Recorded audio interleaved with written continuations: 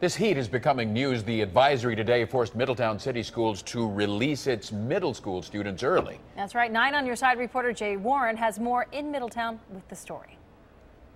You are going to be reading. Inside Lori Barker's 8th grade language arts class, the temperature was 92.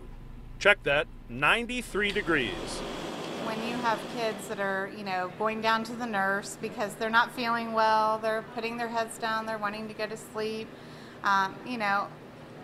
When your room doesn't go below 90 degrees, even with fans going, keeping the doors open, turning off the lights, doing everything you can to minimize the heat, and it's still not doing anything just because the heat index outside is so hot and you're in a brick building basically baking.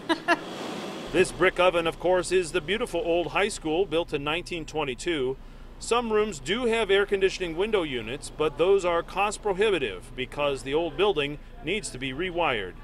Because of the heat, Barker couldn't teach class the way she wanted to. Your equipment is continually failing, like our overhead today. Finally just said, I've had enough, I'm too hot, I'm not even going to turn back on for you. The announcement that school was going to be dismissed early came as welcome relief to the students.